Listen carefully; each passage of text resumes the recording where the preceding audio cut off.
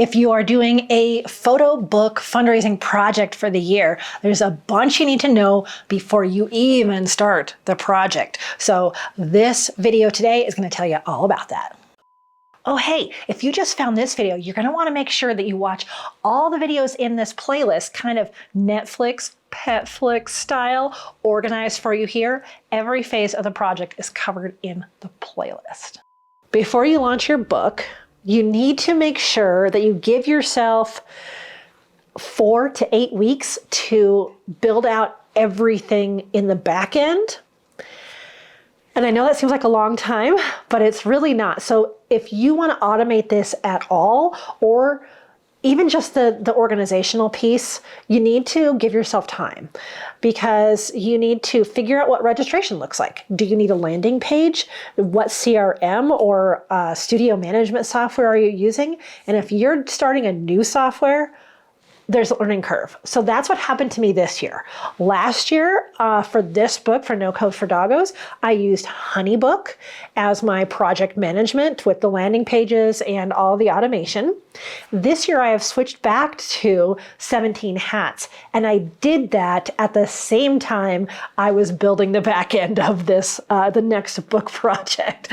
So I don't recommend that you do both of those things all at once. I definitely say get into your project management software and figure that out first. You can do this kind of project with whatever you're using right now, your regular email, maybe you've got jot forms, things like that. It's just going to have pieces and parts all over the place, which means you're going to have to spend extra time getting it organized. I cannot stress that enough.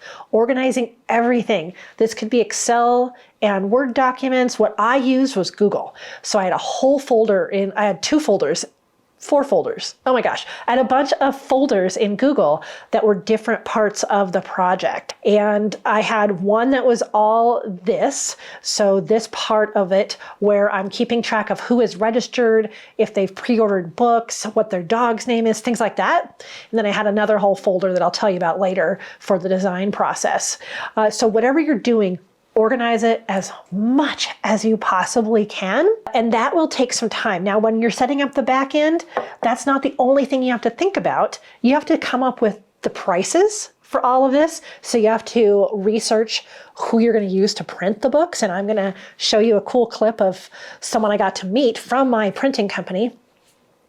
And, you know, if you're going to offer any special products, things like that, how much % is going to the rescues? You also, this is a fundraising project, you have to contact the organization that you're giving these funds to and talk to them about it because you want them to also advertise for this project.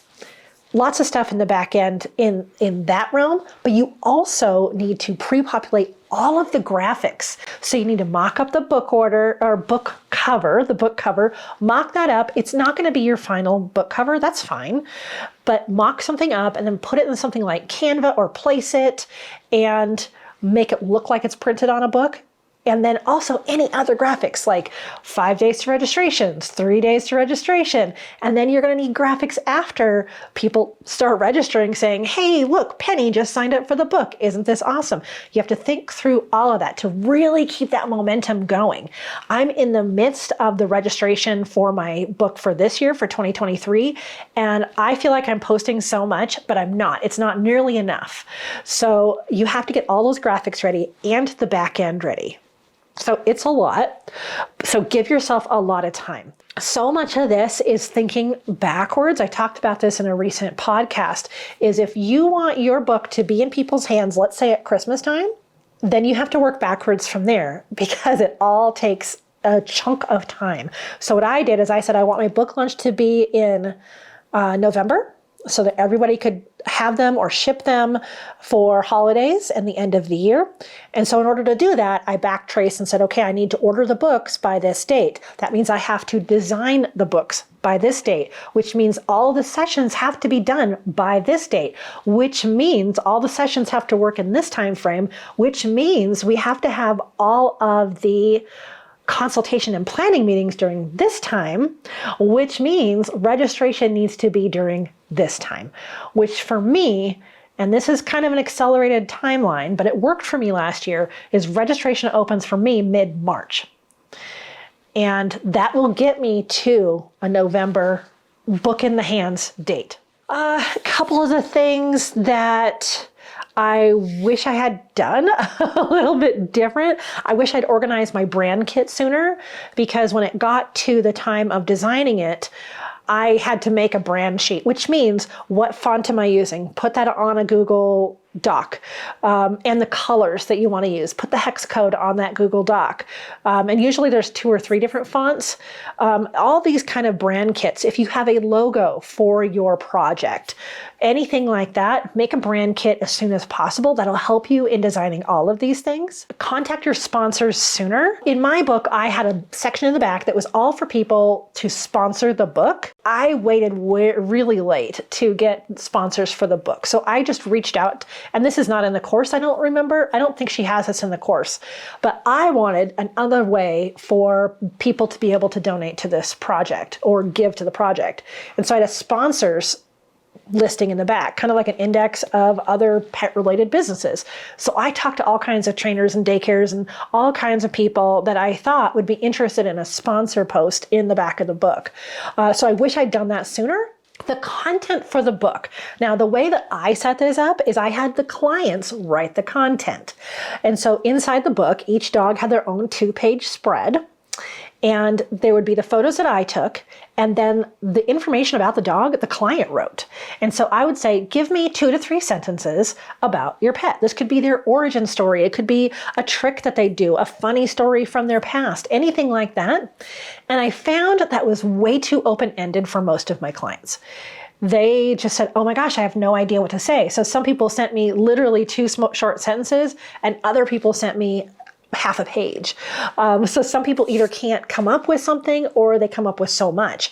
So I would say have a better form, and I'm doing that better in this book this year, is to have a better form of, I think I have this year like favorite treat, favorite place to go, you know, anything like that. As much as you can lead them into the content, the better.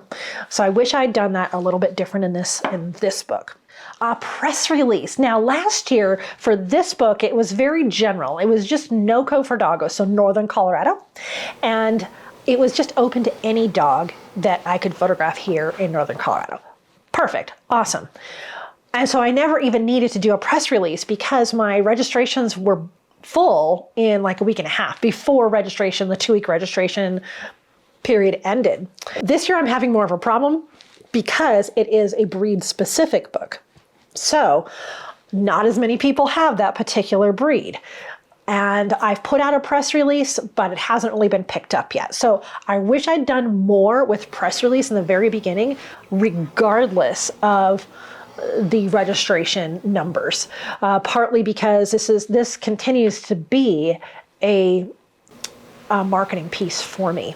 So I wish I'd done a press release. They do talk about that in the course. All right, now that you know everything you need to know before you even open registrations for your book project, you're gonna wanna watch this video because it has some tips for what you need to be doing during the actual photo session phase.